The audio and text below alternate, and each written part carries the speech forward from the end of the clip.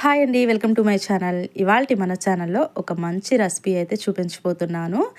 BP పేషెంట్లకు కానీ, sugar పేషెంట్లకు కానీ ఒక్కసారి ఇలా ట్రై చేయండి. సంవత్సరం పాటు నిల్వ ఉంటాయండి ఈ వడియాలు. నేను కాకరకాయలతో వడియాలను అయితే చేసి చూపించబోతున్నాను. కాకరకాయలని ప్రిపేర్ చేసేటప్పుడు కూర కానీ లేదా కాకరకాయ కారం కానీ ప్రిపేర్ చేసినప్పుడు కొంచెం టైం ఎక్కువ పడుతూ ఉంటుంది. కాబట్టి ఒక్కసారి ఇలా ట్రై చేయండి. సంవత్సరం పాటు నిల్వ ఉంచుకోవచ్చు. ఎప్పుడు కావాలంటే అప్పుడు మంచిగా ఫ్రై చేసేసుకోవచ్చు అనమాట.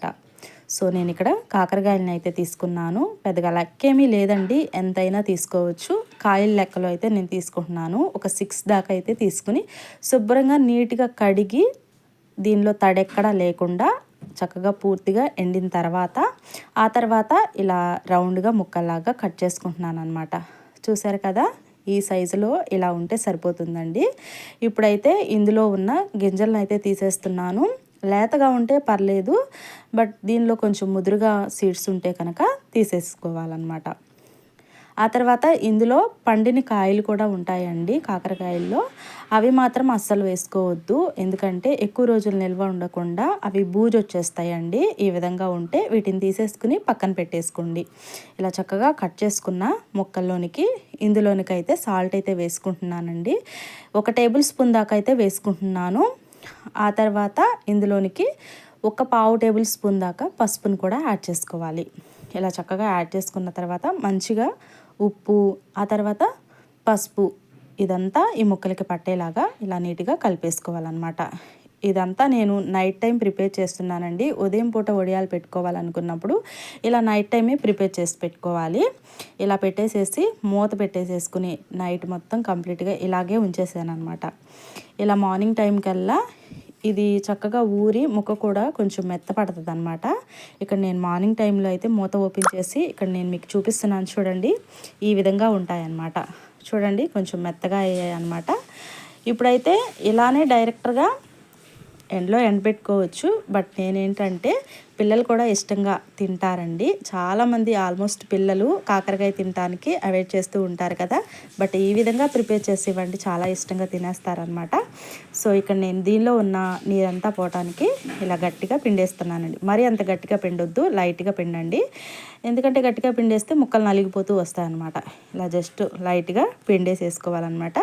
మొత్తం నేను ఇక్కడ ఇలా దీనిలో ఉన్న వాటర్ అంతా తీసేసి ఒక గిన్నెలోకి అయితే ఈ విధంగా తీసుకున్నానండి.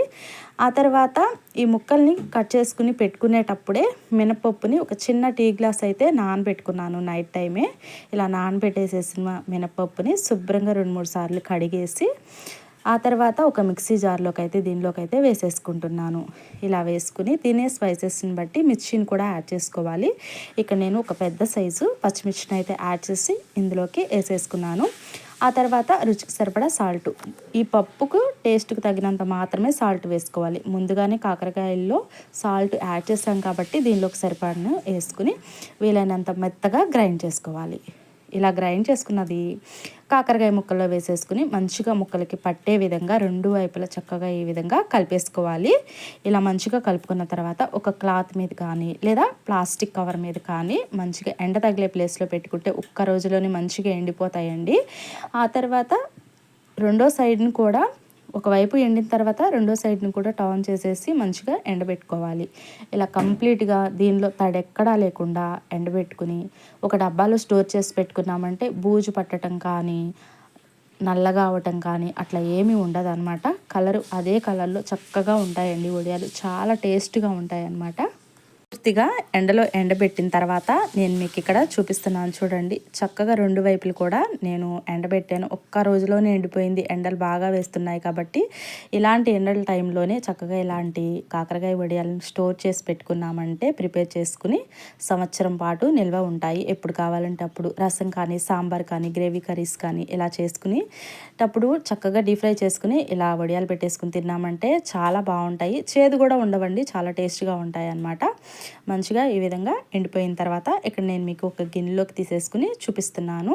ఇవి ముక్కలు ఇట్లా పట్టుకుంటే ఇట్లా ఇరిస్తే చక్కగా ఇరిగిపోవాలండి. అప్పటిదాకా ఎండలో కంప్లీట్గా ఎండలో ఎండబెట్టుకోవాలన్నమాట. ఆ తర్వాత వీటిని డీప్ ఫ్రై చేస్తున్నాను.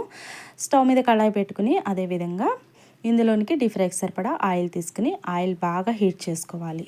ఆయిల్ హీట్ అయిన తర్వాత స్టవ్ని సిమ్లో పెట్టేసుకోండి. ఎందుకంటే డైరెక్ట్గా వేసేస్తే కలర్ చేంజ్ అయ్యి నల్లగా అయిపోతాయి అన్నమాట. సిమ్లో పెట్టుకుని మంచిగా ఈ విధంగా మంచి గోల్డెన్ కలర్లోకి చేంజ్ అయ్యేంత వరకు ఈ విధంగా ఫ్రై చేసేసుకోవాలి. ఇవి 2-3 రోజులు నిల్వ కూడా ఉంటాయండి. ఇలా ఫ్రై చేసి పెట్టుకున్నా కానీ, ఒక బాక్స్లో చక్కగా పెట్టేసుకున్నా కానీ. సో ఇప్పుడు మంచిగా ఈ విధంగా ఫ్రై చేసుకున్నవి సాంబార్ కర్రీలోకి ఇలా వేసుకుని తినేస్తే ఎంత బాగుంటాయో, చాలా బాగుంటాయి అన్నమాట. మీరు కూడా ఒకసారి అయితే ట్రై చేయండి, డెఫినెట్లీగా మీకు నచ్చుతుందన్నమాట.